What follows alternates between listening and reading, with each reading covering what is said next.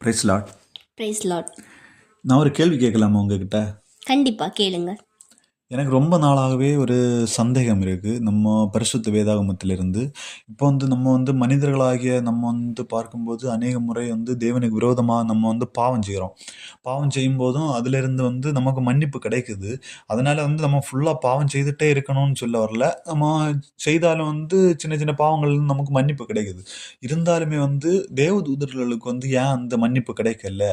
ஏன் செய்த முதல் பாவத்திலே அவங்க விழத்தள்ளப்பட்டாங்க? அதுக்கான ஒரு காரணத்தை எனக்கு சொல்ல முடியுமா?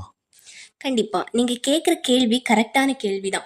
நம்ம பாவம் செய்யும்போது நம்ம எவ்வளவுதான் பாவம் செஞ்சாலும் ஆண்டவர்கிட்ட நம்மளோட பாவங்களை அறிக்கையிட்டு நம்ம மன்னிப்பு கேட்கும்போது அந்த நேரத்துல கண்டிப்பா நம்மளுக்கு ஏசப்பா அந்த பாவத்தை நம்மளுக்கு மன்னிக்கிறவரா காணப்படுறாரு. ஆனா ஏன் தேவதூதர்களுக்கு ஆண்டவர் அந்த பாவத்தை மன்னிக்கல? அவங்க பாவம் செய்த மறுநொடி ஏன் ஆண்டவர் பரலோகத்திலேருந்து அவங்கள கீழே தள்ளி விட்டாரு அப்படின்னா, நம்ம இந்த பூமியில மாம்சமா இருக்கிறோம். நம்ம இந்த பூமியில மாம்சமா இருக்கிறதுனால கண்டிப்பா நம்மள பாவம் மேற்கொள்ள நிறைய சான்ஸ் இருக்கு. கலாத்தியர் 5ஆம் அதிகாரம் 17ஆம் வசனத்துல சொல்லப்பட்டிருக்கு, மாம்சம் ஆவிக்கு விரோதமாகவும் ஆவி மாம்சத்துக்கு விரோதமாகவும் இச்சிக்கிறது. நீங்கள் செய்ய வேண்டும் என்கிறவைகளை செய்யாதபடிக்கு இவைகள் ஒன்றுக்கொன்று விரோதமா இருக்கிறது அப்படி என்று சொல்லப்பட்டிருக்கு. அப்போ மாம்சமும் ஆவியும் ஒன்றுக்கொன்று விரோதமா இருக்கிறது. அப்ப நம்ம மாம்சத்துல இருக்கும்போது கண்டிப்பா நம்மள பாவம் மேற்கொள்ள நிறைய சான்ஸ் இருக்கு. அதனால நம்ம பூமியில மாம்சமா இருக்கிறோம். அதனால நம்மள நிறைய பாவம் மேற்கொள்ளுது. நம்மளும் தெரியாம இந்த பாவத்துல விழுறோம். அந்த பாவத்துல விழுந்துட்டு ஆண்டவர்கிட்ட போய் மன்னிப்பு கேட்கும்போது ஆண்டவருக்கு அந்த நேரத்தில் தெரியும் நம்ம மாம்சமா இருக்கிறதுனால நம்ம பாவத்துல விழுறதுக்கு நிறைய சான்ஸ் இருக்குன்னு ஆண்டவருக்கு தெரியும். அதனால ஆண்டவர் என்ன பண்றாருன்னா நம்மளோட பாவத்தை எல்லாவற்றையும் ஆண்டவர் மன்னிக்கிறவரா காணப்படுறாரு. ஆனா அதே நேரம் நம்ம தேவதூதர்களை பார்த்தோம் அப்படின்னா அவங்க ஆவிக்குள்ளாக இருக்கிறாங்க, உள்ளானவர்களாக காணப்படுறாங்க. அப்ப ஆவிக்குள்ளால இருக்கும்போது கண்டிப்பா நம்ம எந்த ஒரு பாவமும் நம்மளால செய்ய முடியாது. ஏன்னா நம்ம ஆவிக்குள்ளால இருக்கிறோம். அப்போ நம்மளால எந்த ஒரு பாவமும் அந்த நேரத்துல செய்யறதுக்காக எந்த ஒரு சான்ஸுமே கிடையாது. ஆனா அந்த நேரத்திலையும் தேவதூதர்கள் என்ன பண்ணாங்க அப்படின்னா துணிகரமா அந்த நேரத்திலேயே பாவம் செய்தாங்க. அதனாலதான் அந்த லூசிஃபரை ஆண்டவர் அடுத்த நொடியே பரலோகத்திலிருந்து அவனையும் அவனோட தூதர்களையும் அடுத்த நொடியே ஆண்டவர் தள்ளி விட்டாரு. அப்போ நம்மளும் மாம்சத்துல இல்லாம ஆவிக்குரியவர்களா இருந்தோம் அப்படின்னா கண்டிப்பா நம்மளால பாவத்தை ஜெயிக்க முடியும்.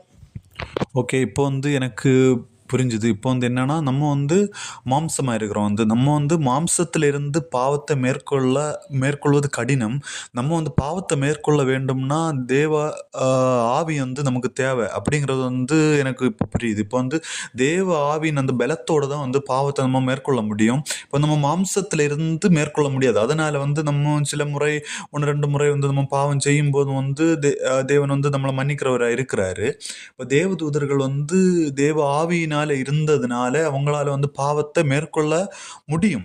இருந்தாலுமே அவங்க துணிகரமாக பாவம் செய்ததுனால முதல் முறையிலே தேவன் தள்ளி விட்டார் அப்படிங்கிறது இப்போ புரிஞ்சு கொள்ள முடியுது. இப்போ இதுல இருந்து மனிதர்களாகிய நமக்கு என்ன கருத்து சொல்லலாம்? அதாவது இப்போ பார்க்கும்போது நம்மளுக்குமே ஒரு லிமிட் இருக்குல்ல. இப்போ அந்த லிமிட்டை தாண்டி நம்ம ஃபுல்லாக பாவம் செய்துட்டே இருக்கிறோம், தேவன் மன்னிச்சுட்டே இருப்பாரான்னு கேட்டால் அது இல்லைன்னு தான் சொல்ல முடியும். இப்போ நமக்குமே ஒரு லிமிட் இருக்குல்ல. நம்ம அந்த லூசி வர மாதிரி விழத்தள்ளப்படாமல் தேவனுக்கு பிரியமா வாழ்ந்து பரலோக ராஜ்யத்துக்கு போகணும்னா நம்ம எந்த முறையை கையாளணும் அப்படின்னு நீங்க சொல்ல வரீங்க? நம்ம இப்ப பார்க்கிறோம்னா வேதாகமத்திலே பார்க்கும்போது மாம்சத்துல இருக்கிறதுனால நம்மள பாவம் மேற்கொள்ளுது. ஆனா அதே இது நம்ம ஆவிக்குள்ளால இருந்தோம் அப்படின்னா கண்டிப்பா நம்மள பாவம் மேற்கொள்ளாது. அப்போ நம்ம மாம்சத்துல இருக்கும்போது நம்ம பாவம் செய்யறதுக்கு நிறைய சான்ஸ் இருக்கு. ஆனா நம்ம மறுபடியும் தப்பு செஞ்சு ஆண்டவர்கிட்ட மன்னிப்பு கேட்கும்போது எசப்பா நிறைய வாட்டி மன்னிப்பாங்க தான். ஆனா நம்ம மறுபடியும் ஆண்டவர்கிட்ட பாவ மன்னிப்பு கேட்டுட்டு மறுபடியும் அதே பாவத்தை நம்ம திருப்பி செய்யும்போது ஆண்டவருக்கு மறுபடியும் நம்ம மேல ரொம்ப கோவம் தான் வரும். ஆண்டவருக்கு நம்ம மேல ரொம்ப கோவப்படுகிறவரா வந்து காணப்படுவார். அப்போது நம்ம என்ன பண்ணணும் அப்படின்னா, இந்த மாம்சத்தோடு நம்ம இருக்கும்போது தான் நம்மளுக்கு வந்து இந்த இச்சைகளும் எல்லாம் நம்மளை வந்து ஒட்டிக்கொள்ளும், நம்மளை வந்து பாவம் மேற்கொள்ளும். அப்போ நம்ம இந்த பாவத்தை ஜெயிக்கணும் அப்படின்னா நம்ம ஆவிக்குரியவர்களாக இருக்கணும். நம்ம வந்து ஆவியில் நடத்தப்படணும், பரிசுத்த ஆவியினால் நடத்தப்படணும். நம்ம ஆவிக்குரியவர்களாக இருந்தோம் அப்படின்னா கண்டிப்பாக நம்மளை வந்து பாவம் மேற்கொள்ளாது. நாமும் அதே போல் மாம்சத்தோடு இருக்காமல் பரிசுத்த ஆவியின் பரிசுத்த ஆவியின் அந்த வழிநடத்துதலோடு நம்ம நடந்தோம் அப்படின்னா கண்டிப்பாக நம்ம வந்து நம்மளால அந்த பாவத்தை வந்து மேற்கொள்ள முடியும்.